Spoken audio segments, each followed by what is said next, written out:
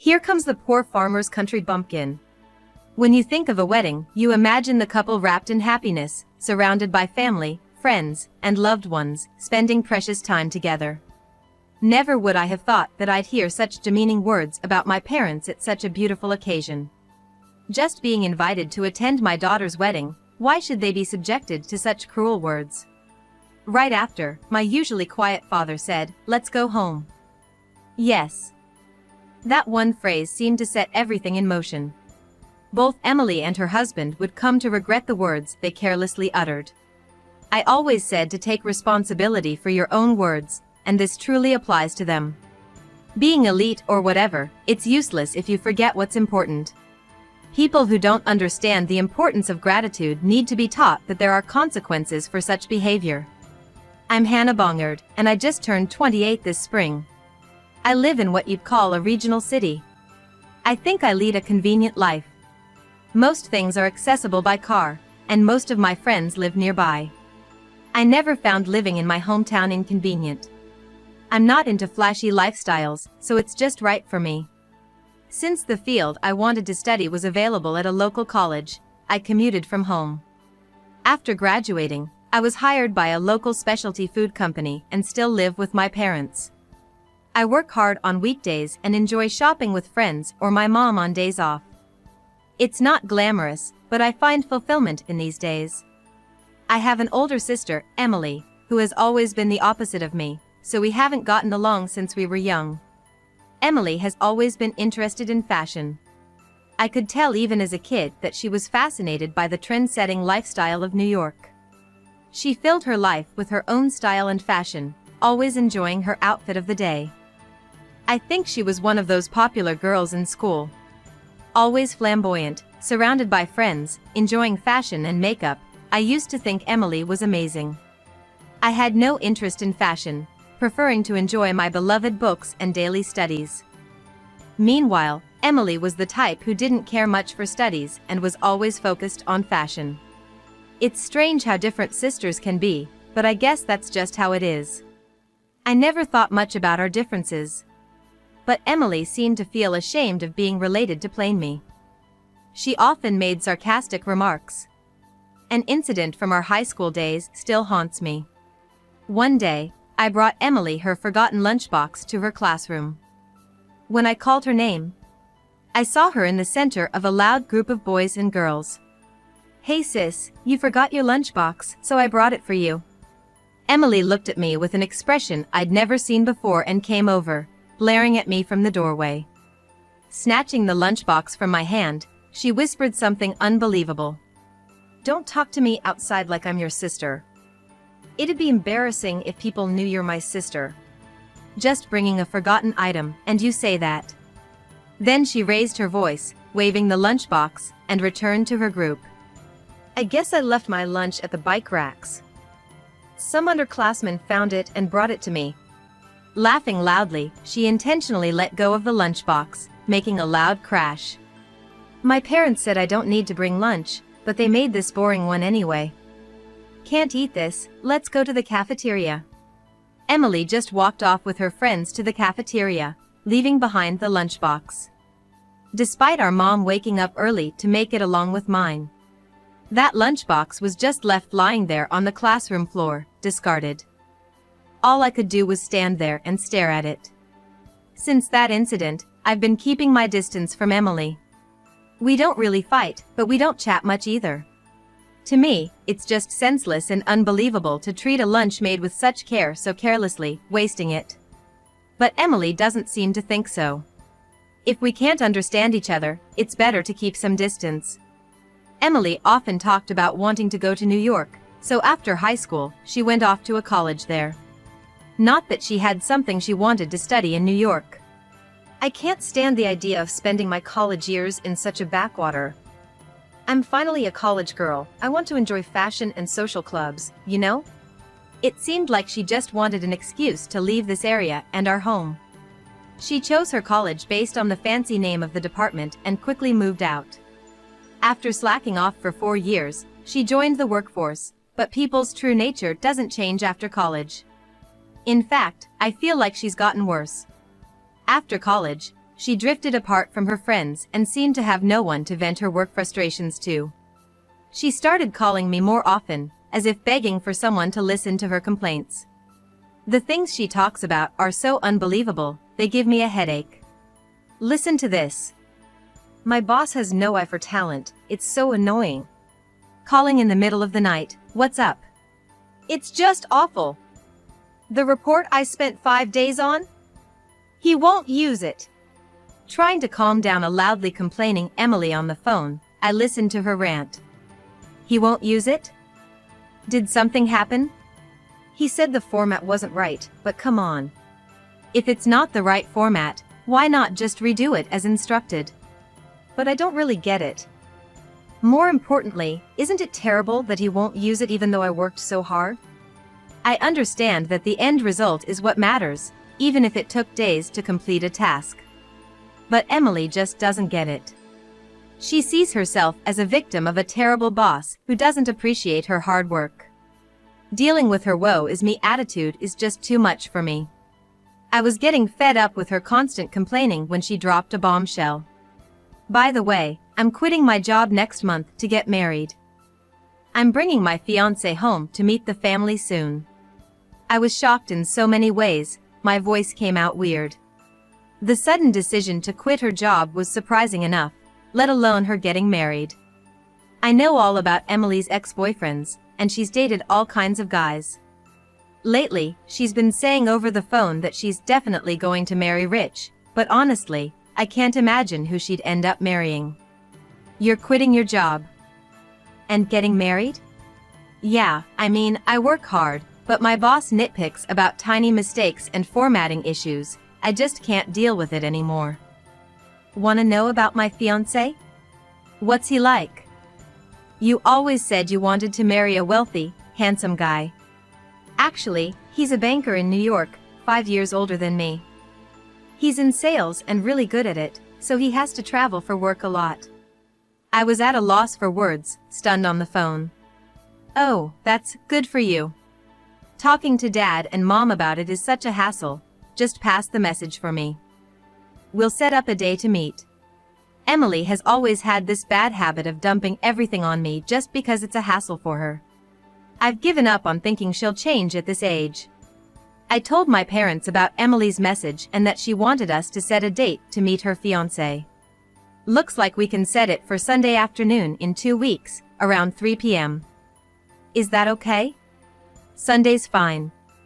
I'll let him know.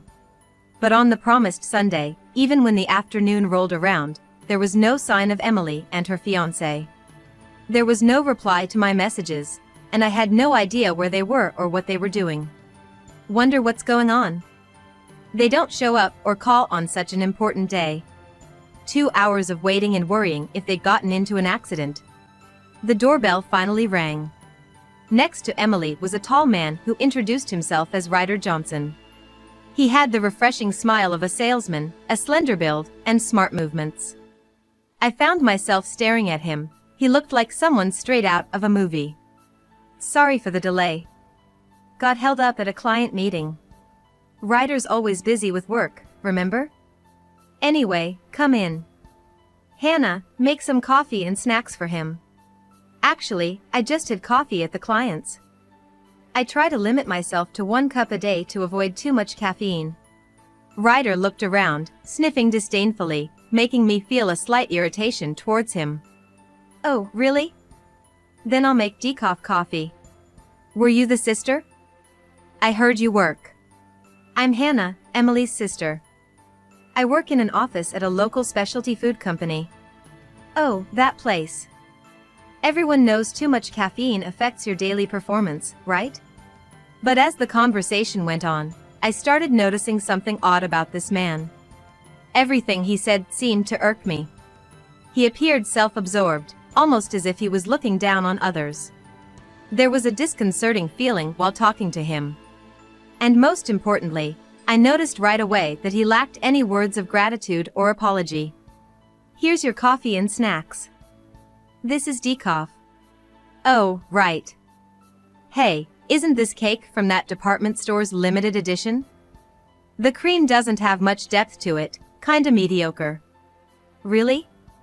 You think so too? Ryder, you have such a good taste. Well, I've been treated to a lot by clients, so I naturally pick up on these things. A cake deserves better cream, you know, something with more richness and depth. Emily and Ryder, with their fussy taste and know-it-all attitude, didn't even apologize for being late. They complained about the cake and coffee served. Frankly, I found Ryder's behavior quite rude. Even if he didn't like it, would anyone really complain so blatantly in front of others? But it was clear he was more impolite than I had imagined. This became evident when my parents met Ryder, who seemed to have just come from working in the field and had some dirt on his clothes. Thanks for coming all this way. I'm Emily's father. Oh, hi. Ryder glanced at my dad and immediately frowned. Sensing this, Emily started to scold my father. Wait, you're dressed like that for an engagement meeting? Well, I guess this is the best outfit your dad could manage. After all, we're in the countryside, not much variety in clothes. That's true. Not many places to shop around here, and sophisticated fashion is hard to come by. I was furious at their exchange. I wanted to retort immediately. But my parents, either oblivious to or ignoring Ryder and Emily's sarcasm, continued the conversation with smiles. So, Ryder, you're planning to marry Emily? Yes, I'd like to marry Emily. That's why I'm here. That's wonderful. Emily, you've found such a fantastic man. Well, at my level, it's gotta be someone like Ryder to balance things out, you know? Emily replied, puffing up her nose.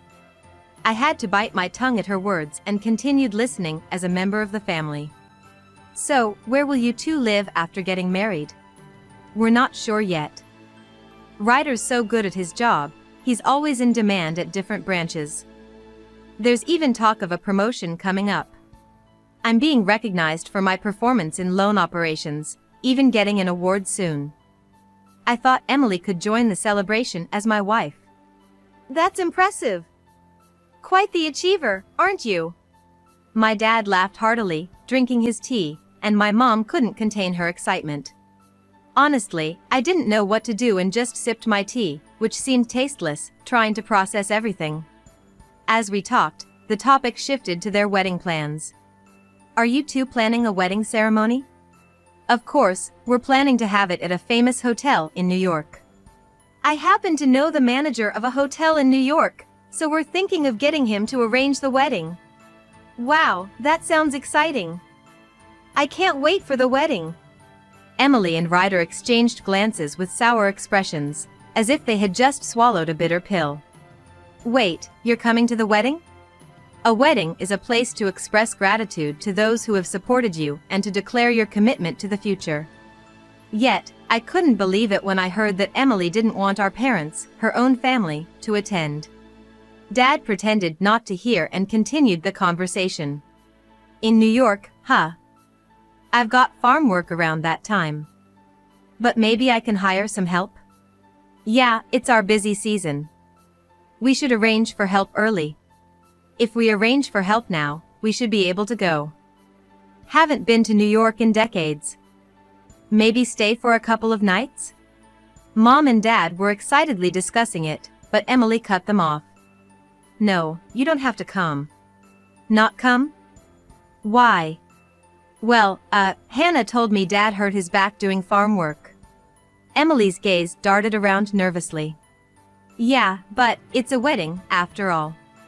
Besides, Ryder's parents have already passed away due to illness and accidents, so it would really bother him. Mom covered her mouth in surprise, unable to hide her shock. I didn't know that. Sorry, Ryder. But we'd still like to see our daughter's big day. Emily jumped at the opportunity to speak up. How about live streaming the wedding? You can watch it in real time from home. I'd prefer to be there in person, but considering Ryder's feelings, watching from home would be okay, right, Dad? Yeah, I guess. Then Emily turned to me with a surprising request. So, Hannah, I want you to set up the live stream. You've always been good with computers, you can handle it, right? Me? Set up the live stream for your wedding? Think of it as helping your sister who's done so much for you. I wanted to question what exactly she had done for me, but I had a feeling refusing would lead to more trouble later. It wasn't impossible, so I reluctantly agreed. Okay, I'll take care of the live streaming. How many people are you expecting to watch? About 500, I guess. Ryder has a lot of work contacts, and it's hard to narrow down. He's well respected. Not just my current colleagues, but people from all over want to see my wedding. We've already cut down the list. I stood up, glancing at Emily and Ryder as they bragged. I'll talk to the venue and set things up. After that, Emily and I communicated more about the online wedding. With 500 guests, there was a lot to prepare, and it wasn't easy. I had to interact with Emily and Ryder during the preparations, but something kept bothering me.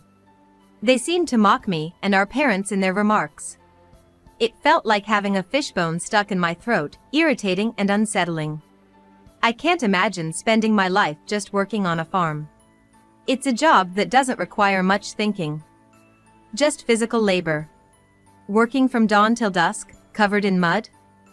That's pathetic. As the eldest daughter, I'd be troubled if they expected me to take over. And I definitely wouldn't want a family covered in mud. They spoke without any knowledge or respect for our parents. I knew from the meetings, but our parents had no idea Emily and Ryder thought this way.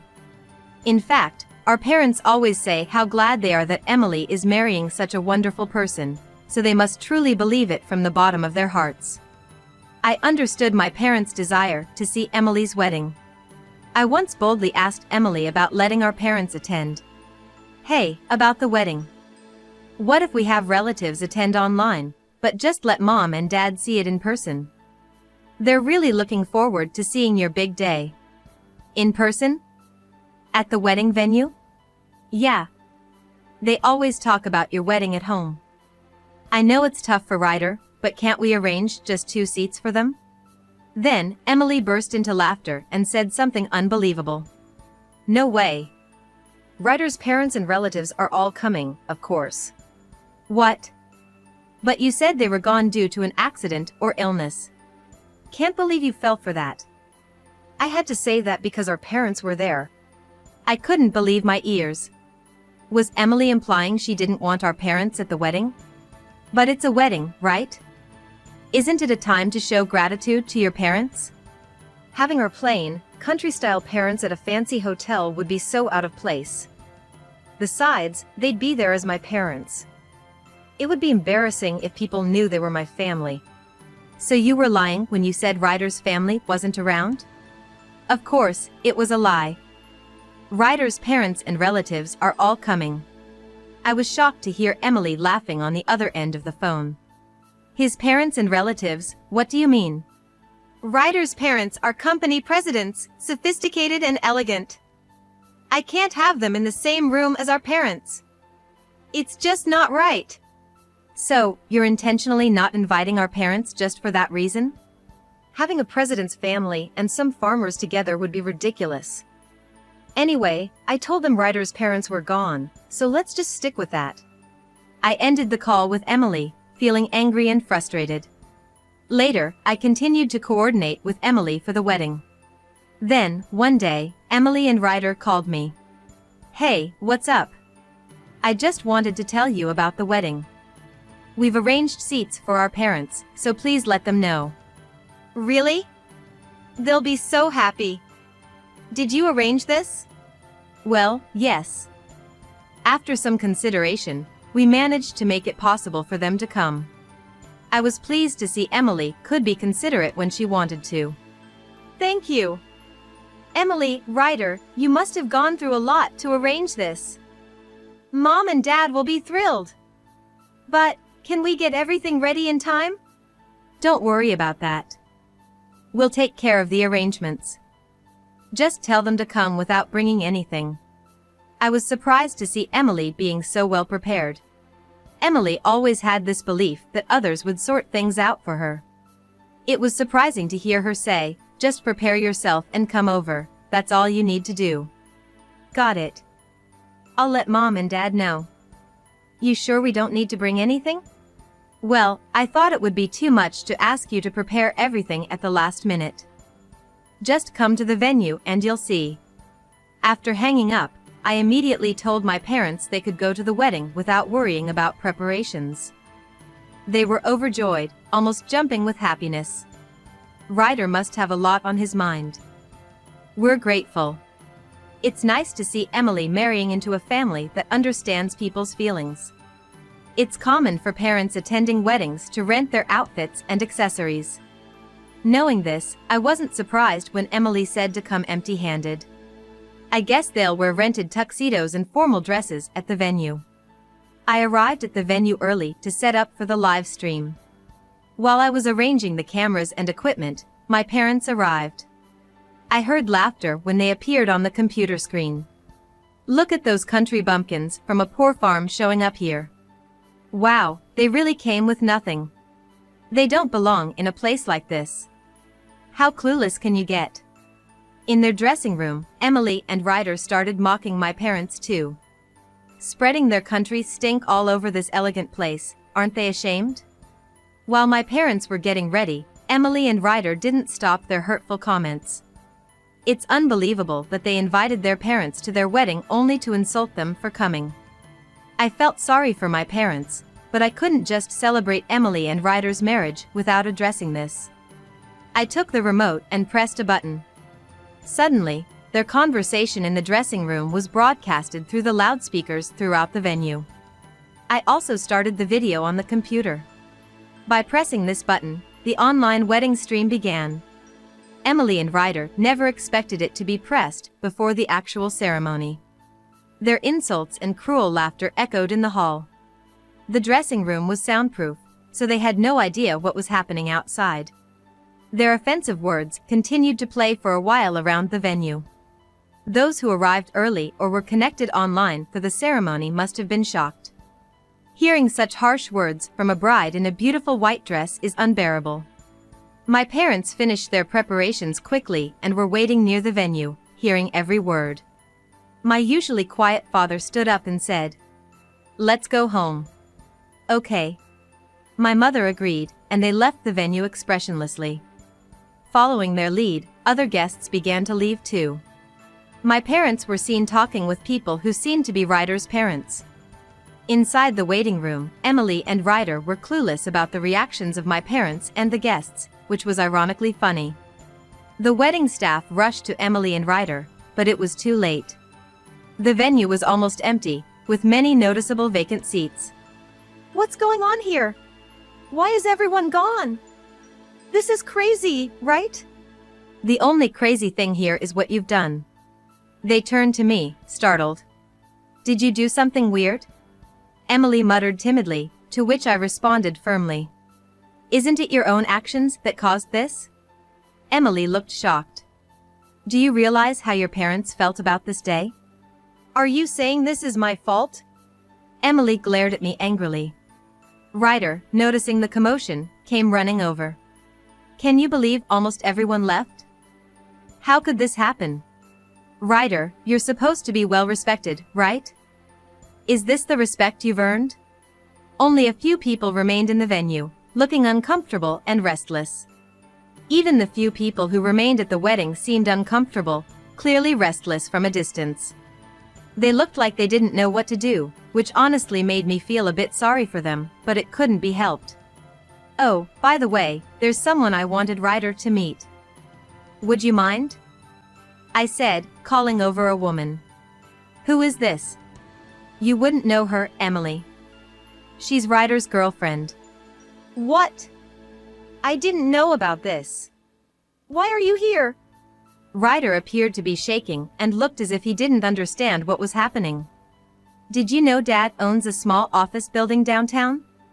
Well, sure, the one near the station, right? That's the one. He goes there sometimes to share the vegetables we grow on the farm. He got to talking with some of the workers there, and that's how he found out. Emily looked at me, her face saying she didn't understand what was going on. A woman Dad often chats with casually showed her phone once, and her lock screen had a man who looked just like Ryder, so Dad asked her about it. What? A lock screen picture of Ryder, what does that mean? When Dad asked, she said the man in the picture with her was her boyfriend. That's ridiculous, believing in such a soap opera story. How gullible can you get? I sighed. Dad didn't think it was actually Ryder either. But when he told the woman about Emily and Ryder's wedding plans, she said I thought so. That's when he decided to check it out himself. The woman, claimed to be Ryder's girlfriend, seemed lost for words and left the venue in tears. What do you mean? Were you seeing someone else too? I thought you only loved me. No, it's not like that. She was just a fling, you are the real deal, right? That's not the point. Stop joking around. Then, I decided to reveal the biggest twist. You guys seem to be fighting right after getting married, but remember, the camera is still rolling. What do you mean? Well, you know what Ryder said. He has many acquaintances and wanted many people to watch the wedding online. You can't just stop the online camera midway. Ryder's face turned pale as he realized what I meant. Does this mean this whole conversation has been broadcasted? Looks like it. Normally, no one expects a wedding to turn into such an embarrassing spectacle. Ryder's expression stiffened and he grew increasingly pale. What do we do? This is bad. What's so bad about it? Emily asked, not understanding the severity of the situation. I decided to explain it to her. This online wedding, people from Ryder's work are watching, right? Including people from his next transfer location? No way. Yes, exactly. He was looking forward to showing off to his colleagues and getting a promotion at his new position. Nobody expected someone up for a promotion to cause such a scandal. Ryder turned pale and finally collapsed to his knees. After that, things went downhill for Emily and Ryder. Emily, who had thought she was marrying an elite banker and the son of a major company's CEO, was devastated when the truth unfolded. Emily was deeply shaken because she had firmly believed that Ryder was an elite banker and his family owned a prestigious corporation. However, it turned out that Ryder's father was just the owner of a small company located in one of the office buildings my father owns in the city. This revelation came to light when they attended the wedding, saw the seating chart, and recognized his father's face. In the venue, while my parents were about to leave, the man desperately apologizing was actually Ryder's father. Despite having already submitted their marriage certificate, Emily and Ryder couldn't call off the marriage and had to continue their married life, albeit reluctantly. Ryder's promotion at his new job was also jeopardized, becoming the guy who embarrassed himself at his wedding. Having their private insults and Ryder's affair exposed at the wedding was undoubtedly humiliating. Nevertheless, Ryder had no choice but to stick with his current job at the bank, now being treated like an outcast. His sales performance plummeted, and the wedding fiasco became a widely known tale. Moreover, someone recorded the guests leaving the wedding one by one, and this footage became a famous wedding mishap video online. Emily and Ryder, who never expected to become infamous in such a way, are now living covertly, wearing off-season masks and sunglasses when walking through the streets. As for me, I continue to live my days in my hometown. There's no glitz or glamour, but I still get my work done and enjoy shopping and reading on weekends. There are joys in a lifestyle that fits me well, and I feel that this is not so bad. I've also experienced a fresh start in my life. I've been getting along well with a salesperson who joined our company mid-year. He may not have outstanding academic achievements or career milestones, but his constant thoughtfulness for me is evident. Meeting a man with kindness like sunshine, I am now savoring my own happiness.